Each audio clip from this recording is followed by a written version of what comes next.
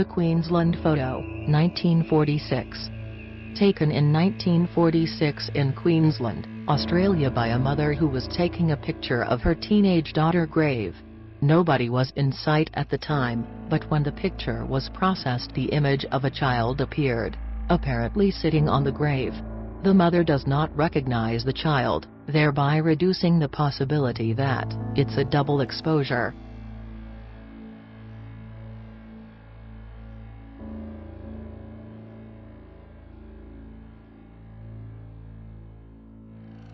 The SS Watertown Faces, 1924. This famous photo taken in 1924, apparently shows the faces of two recently deceased crewmen appearing in the waves alongside the merchant ship, SS Watertown. Normally I'm not a big fan of faces appearing in grainy photos due to the brain's tendency to make order out of chaos, but this case is different, in that the faces were seen by numerous members of the crew for several days beforehand, and were positively identified as those of two crewmen who suffocated while cleaning out an oil tank a few days earlier.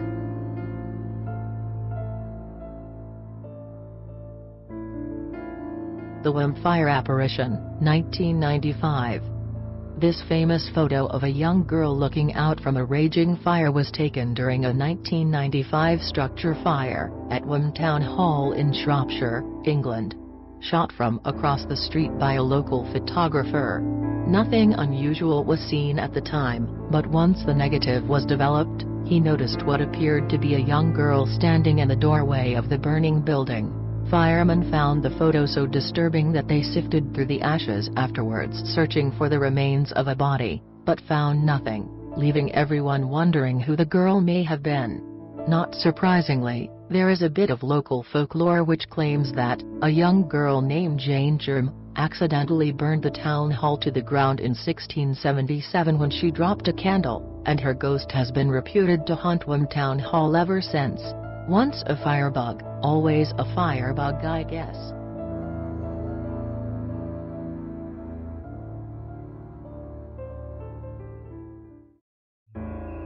Bachelor's Grove Cemetery, 1991.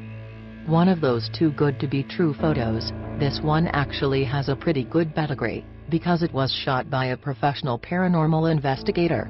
The picture was taken at the Bachelor's Grove Cemetery in Illinois, by the Ghost Research Society on August 10, 1991.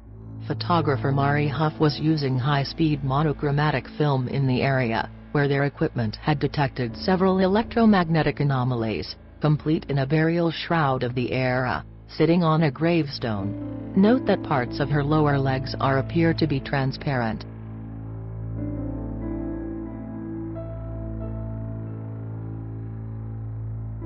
The Carabary Rock Spirit, 1959.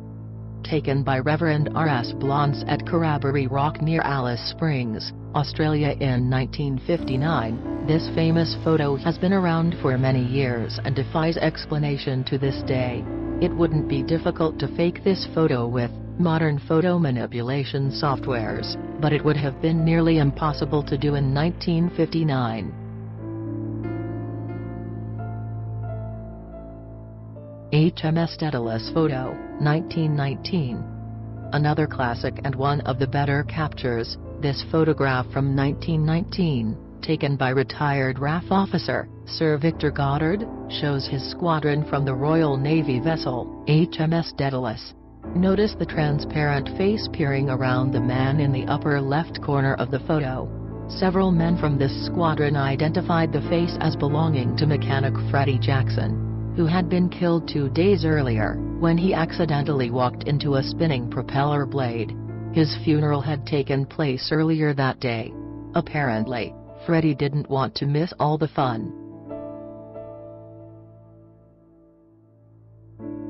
Toys R Us, 1978.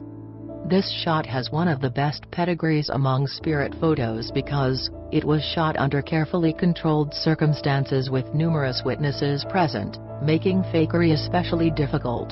Taken in 1978 at a Sunnyvale, California Toys R Us store, known for an inordinate amount of paranormal activity, The picture was shot by the crew from the TV program That's Incredible. The infrared film image of the young man leaning against the wall was not seen by any of the people present at the time, nor does he appear in the high-speed footage shot from the same vantage point at the same time. There's a story that in 1869 a young man died at the location where the store now stands from an accidentally self-inflicted axe wound, which might explain his unusual clothing.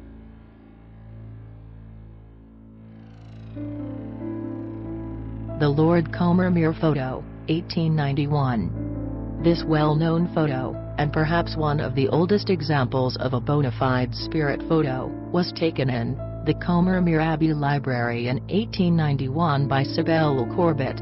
The exposure length was approximately 1 hour, and the figure of a man appears to be sitting in the armchair, located in the foreground. At the time this photograph was being taken, Lord Combermere was being buried 4 miles away, and the house was said to have been locked and empty at the time. Those who knew Lord Combermere claimed the figure looks exactly like the man, so we have to wonder if the old gentleman wasn't simply just visiting his old haunt one last time.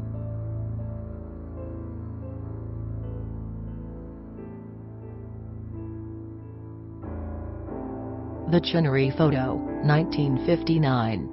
When visiting her mother's grave in 1959, Mrs. Mabel Chinnery decided to finish off the roll of film by taking a picture of her husband seated in the car.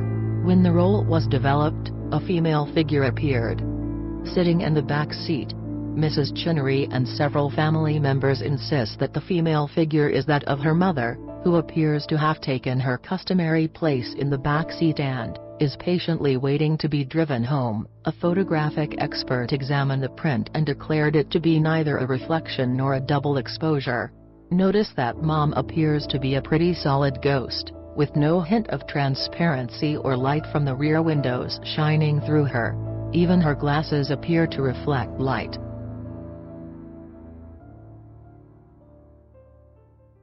The Brown Lady of Raynham Hall, 1936. Perhaps the most famous of all ghost photos, this highly controversial shot was taken in 1936 by photographers sent by the London magazine Country Living to take some interior shots of Raynham Hall in Norfolk. What's also interesting about this shot is that in contrast to most photos in which the figure is not seen until after the film is developed, the spectral figure of a woman descending the stairway was seen seconds before the shutter was snapped. The negatives on this photo have been scrutinized by literally hundreds of experts who can find no evidence of it being either a hoax or a double exposure. Still considered by many to be the best capture ever taken.